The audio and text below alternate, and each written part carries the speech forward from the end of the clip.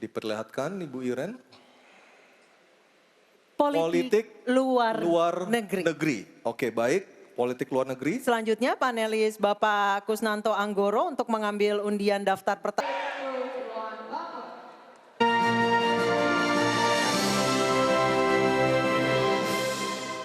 Terima kasih Anda masih menyaksikan debat ketiga calon presiden pemilu tahun 2024. Dan kami ingatkan sekali lagi kepada hadirin yang berada di dalam ruangan ini, dimohon untuk tenang dan tidak mengganggu maupun mendistract para capres yang sedang menjawab. Dan kita sama-sama menghormati hak berbicara, kesempatan berbicara bagi ketiga calon presiden kita malam hari ini. Setuju ya, sepakat ya? Hadirin ya? Sepakat bisa semua? Bisa dijaga ya semua ya? Baik, kita akan lanjutkan acara kita malam hari ini. Kita sepakat untuk menjaga ketertiban. Baik, dimohon tenang, baik. Kepada tiga calon presiden, Bapak Anies Baswedan, Bapak Prabowo Subianto, dan Bapak Ganjar Pranowo. Kita sudah sepakat, Bapak-Bapak, Ibu-Ibu. Sepakat tadi untuk menjaga ketertiban. Oke, kami mohon untuk menuju ke podium, Bapak-Bapak. Baik, di segmen ini kami akan kembali dengan pendalaman visi misi dan program kerja calon presiden 2024 dengan memberikan pertanyaan yang telah dibuat oleh 11 panelis. Namun sebelum itu kami ingatkan sekali lagi para hadirin dimohon untuk tenang dan supaya acara ini dapat berlangsung dengan kondusif. Dan menghormati hak berbicara. Betul. Calon presiden yang sedang berbicara, misalnya. Dan untuk segmen ketiga ini pertanyaan dimulai untuk calon presiden nomor urut 2 Bapak Prabowo Subianto, dan kami persilakan kepada panelis Ibu Iren Gayatri untuk mengambil undian subtema pertanyaan di dalam fishbowl. Kami persilakan Bu Iren.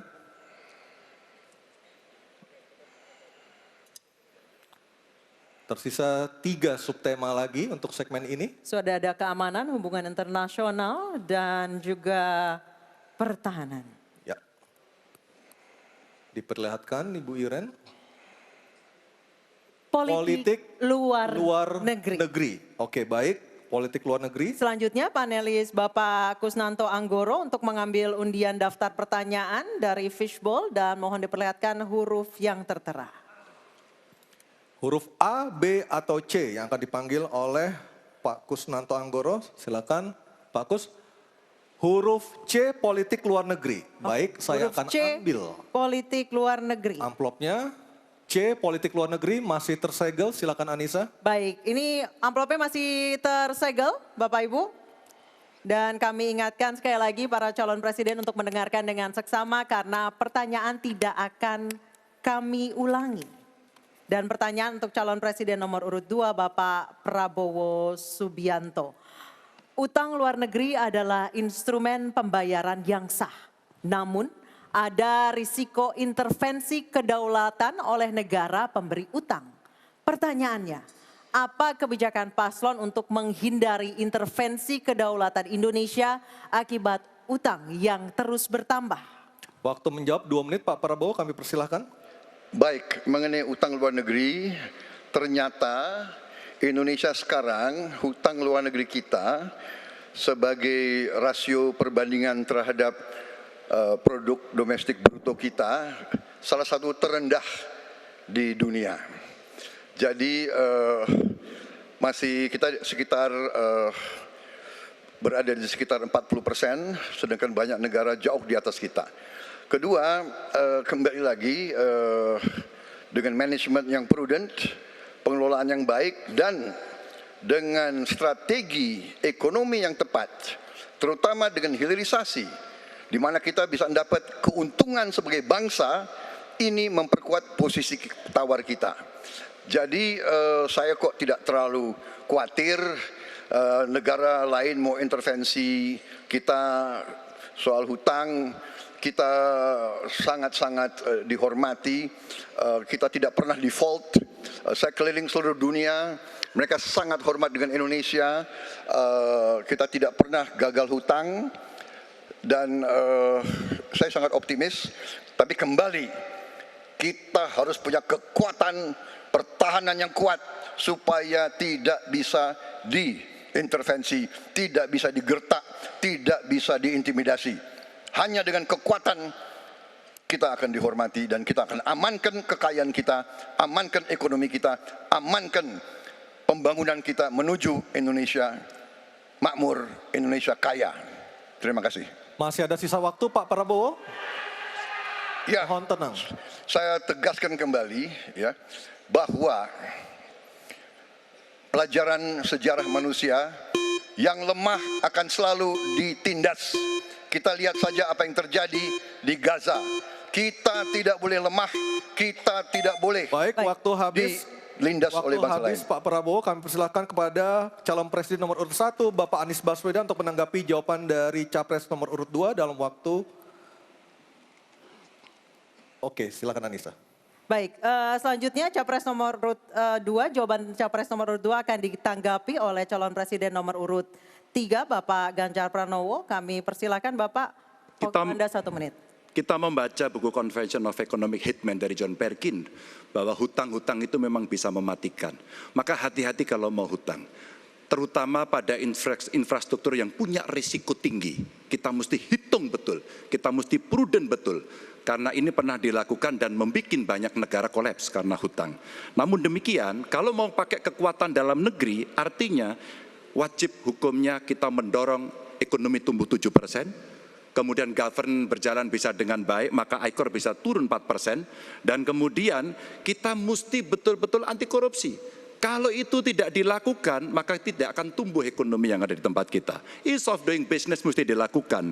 Hanya saja memang, kalau kita bicara pada industri pertahanan kita, mesti kita kuatkan industri dalam negeri. Jadi mohon maaf kaitan dengan hutang, no utang, no usang. Sehingga alutsista kita betul-betul kita lakukan transfer of teknologi dari dalam negeri. Waktunya Baik, habis. waktu sudah habis. Mohon tenang, mohon tenang, mohon tenang. Sekali lagi mohon tenang. Kami persilakan kepada calon presiden nomor urut 1, Bapak Anies Baswedan menanggapi jawaban dari capres nomor urut 2 dalam waktu 1 menit, Pak Anies. Sebaiknya disebutkan berapa persentase yang ideal, Pak, untuk kita di Indonesia. Kalau hanya mengatakan bahwa kita termasuk yang terbaik, berapa angkanya? Menurut hemat kami, kita harus bisa mencapai maksimal angka 30% dari GDP. Sehingga kita aman di situ, di bawah 30%. Dan itu caranya apa? Dengan satu, menata hutangnya, yang kedua memperbesar GDP-nya. Yang tidak kalah penting adalah melakukan pengembangan skema-skema yang lebih kreatif dalam mencari hutang luar negeri, termasuk pelibatan swasta. Lalu memastikan bahwa ada perluasan wajib pajak yang harapannya nanti akan memperkuat juga GDP kita. Di samping mengurangi kebocoran pajak. Dan hutang-hutang yang kita gunakan untuk aktivitas produktif. Jangan hutang itu digunakan untuk kegiatan yang non-produktif. Misalnya, hutang dipakai untuk membeli alutsista bekas oleh Kementerian Pertahanan. Itu bukan sesuatu yang tepat. Justru kita harus sebaliknya yang kita kerjakan. Baik, terima kasih. Harap tenang dulu, harap tenang dulu. Kita kembali ke calon presiden nomor urut 2, Bapak Prabowo Subianto, untuk merespon tanggapan dari kedua capres. Waktu Bapak 1 menit, silakan.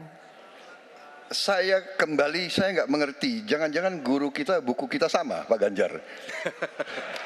Kok saya banyak sependapat. Terus aja. Saya akan bilang AA. Saya bukan orang macam-macam. Tapi Pak Anies, saya kira Pak Anies perlu belajar ekonomi lagi, ya kan? Jadi kalau bilang ideal 30%, dasarnya apa? Yang di bawah kita itu Arab Saudi, Rusia, pokoknya negara-negara yang punya sumber alam yang luar biasa. Tetapi 40% ya salah satu terendah sekarang. Jadi kalau kita mau bangun industri, tadi saya setuju sebagian dari yang Bapak sampaikan. Oh iya, kenapa? Yang penting utang itu produktif. Itu saya setuju. Tapi kita bisa sampai 50%, tidak ada masalah. Kita tidak pernah default. Kita tidak pernah default. Kita dihormati di dunia. Baik. Terima kasih. Baik, terima kasih. Baik, kita beralih ke